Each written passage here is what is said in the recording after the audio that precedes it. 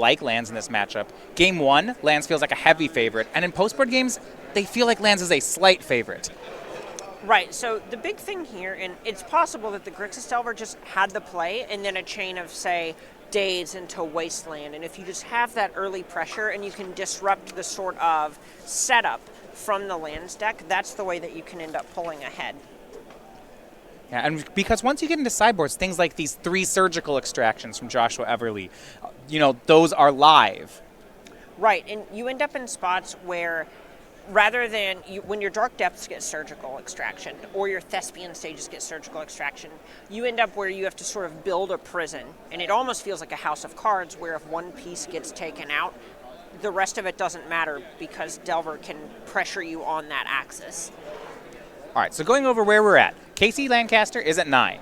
Currently trying to get back a Punishing Fire with Grove of the Burn Willows. He has a second Grove of the Burn Willows to protect this from something like surgical extraction. Right, so now it's a question of if Everly can surgical and then, say, surgical again. Or if he's just trying to fight over the mana payment from Lancaster. And it looks like the surgical is going to work on Punishing Fire card in Casey's hand is Mox Diamond.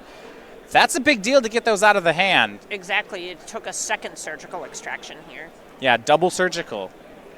Well, luckily Lancaster has 2 red mana floating. Yeah. And he'll need an answer fast. It's just going to be then 2 hits off the Skirmag Angler should do it. Exactly. So the big thing that Lancaster is looking for here is something like Maze of Ith. Right. That's the thing that could shut down this Skirmag Angler. 1 card in hand from Everly. 1 in Lancaster, though that one's a Mox Diamond. And yeah, Casey has a draw step coming up.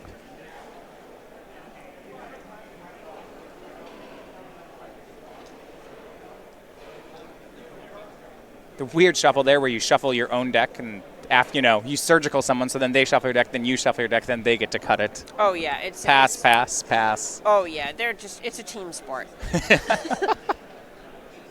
And it's down to 4. Does Casey have the draw? Show me the money. Well, 2 Mox Diamonds, that's not going to do it. Joshua Everly takes care of business. And 2-0 for Grixis Delver means everything now rides on the match between Evan Whitehouse and Jeffrey Carr. Got there right in the nick of time. Pocket Moxes are not very good on turn 100. No, the double surgical extraction. So Mono Red Phoenix versus Dredge. Jeffrey Carr's Mono Red Phoenix took the first game. They're currently in game 2. We're going to pop over there. And that's a lot of cards on the table. That's all right. This Hello, Dredge. To be fair, it doesn't look like the Phoenix deck is that far behind in terms of how many cards are. Ooh, double amalgam. Yeah, we will get life totals in a second here. Not at 4, nor at 20. We'll get an update in a sec. And that's going to be the question, right, is just how much burn has been done. We see cards like Lava Spike in the graveyard for Carr. Right, and this was a very heads-up play from Whitehouse where he held up his Shriekhorn until, with this Narcomoeba trigger on the stack, then he milled himself. Okay. And it paid off in the biggest way possible. 2 prized amalgams? Flipped over 2 prized amalgams from his library with a Narcomoeba trigger on the stack. So then the zombies see the trigger from the jellyfish. Right. Excuse me, the illusion. That's not a jellyfish. Let's be very clear. Really, yeah. It's definitely not a jellyfish. It's even worse in the Guilds of Ravnica one where it actually just looks like a Man-O-War. So Bloodghast attacked. It was a block by the Bedlam Reveler. 8 and 12 are our life totals here. A land from Whitehouse gets back those 2 Bloodghasts, casts Stinkweed Imp as a blocker, and then brings back 3 amalgams. Everything's fine. This is fine. Look, he paid for a Stinkweed Imp. Very fair card. I love Stinkweed Imp. Don't hate. Do you know how good a 1/2 Death Touch is against creatures?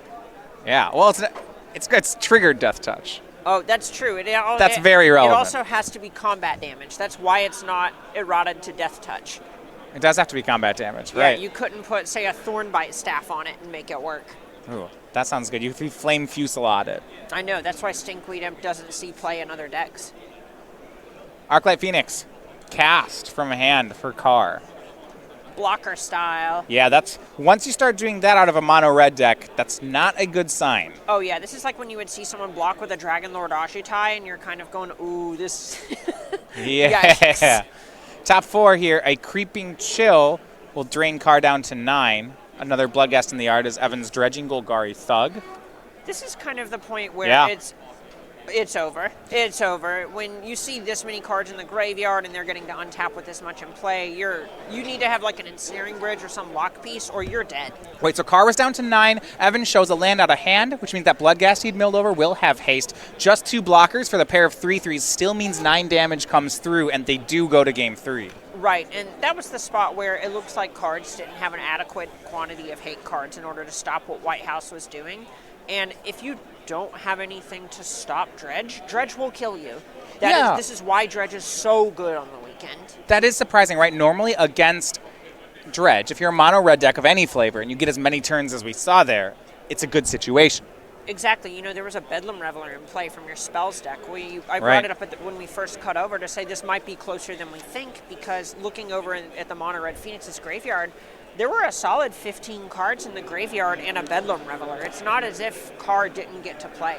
Yeah, so the sideboard for Jeffrey Carr is 2 Abrade, 3 Blood Moon, 3 Rending Volley, 3 Surgical Extraction, and 4 Dragon's Claw. So the things that we would be interested in seeing here, the Surgical Extractions are kind of a gimme. They're both anti-graveyard cards and anti-synergy cards, which Dredges both have. But that's about it. Right, and you can make a case for Blood Moon. Hear me out. So the big thing that it turns off is Life from the Loam and casting non-red spells from hand. Most of your enablers are going to be red. Those are your Cathartic Reunions, your Faithless Lootings, etc. Right. But Life from the Loam is how you charge up colossal Conflagrates. Right. And you can still cast the Conflagrate, but it'd be a fair Conflagrate. Exactly. It would be how many cards do you have in your hand? That's all. And then also it turns off, say, hard cast Stinkweed Imp from getting in the way of your Bedlam Revelers. Yeah. It feels like out of a deck that's playing Lava Spike, that's more value than I want.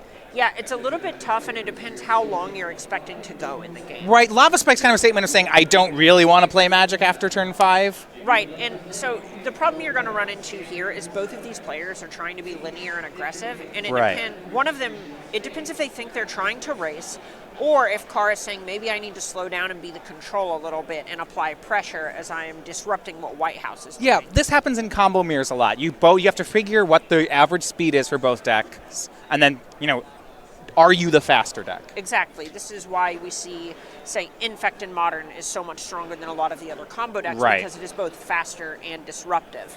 So my first thought, hear me out, in this matchup, is that their speeds are close enough that they think whether you're the faster deck changes on play versus draw.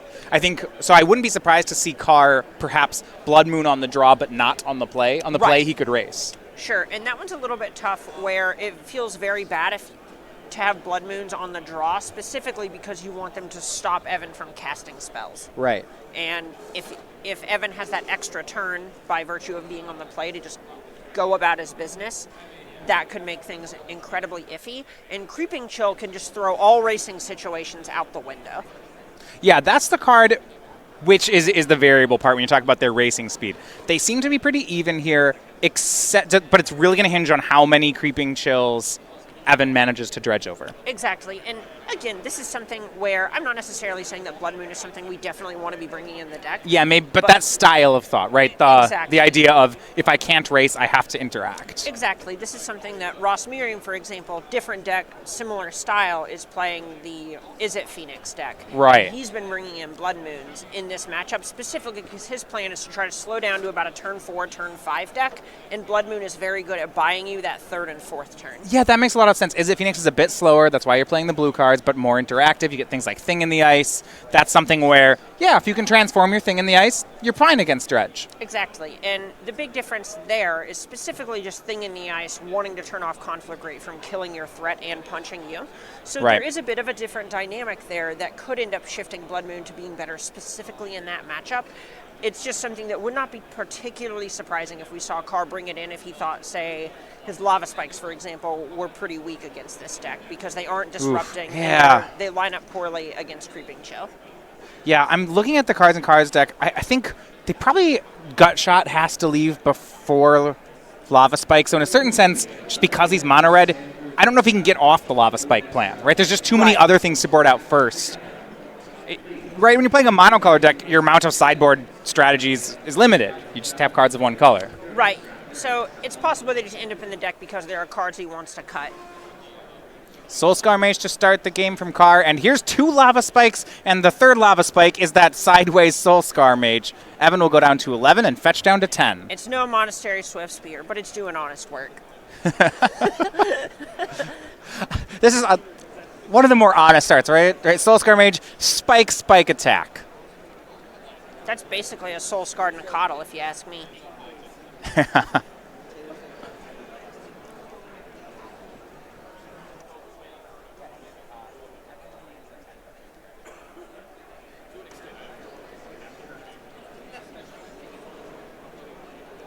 For Evan, remember our Dredge player, he has top-aided the Modern Open already in 2019. Exactly.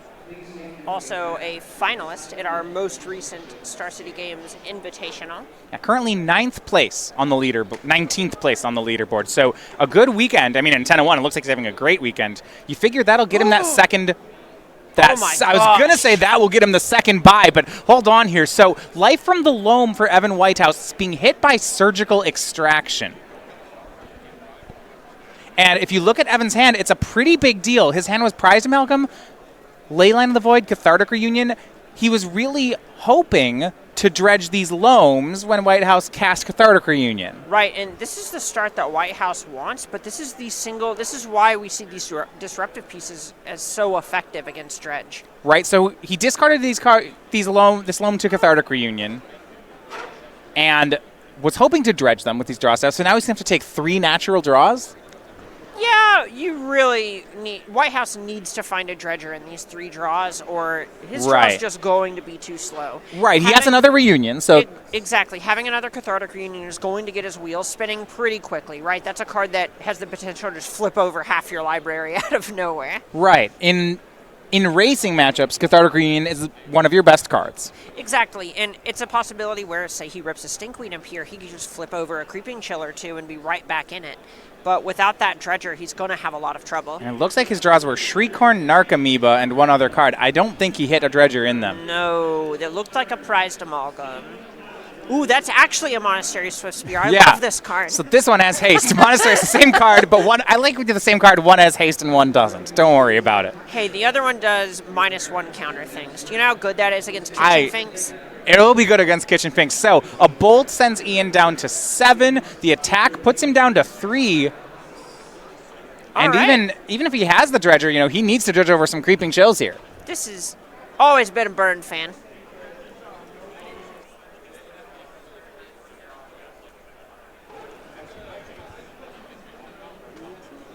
Evan consulting with teammates here, knowing that this is likely his last turn.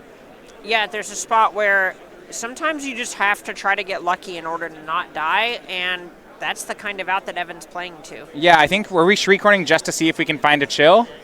2 cards he does not. It's a pair of lands. Well, hope my opponent has stone nothing. Yeah, if he has nothing, any prowess trigger will work.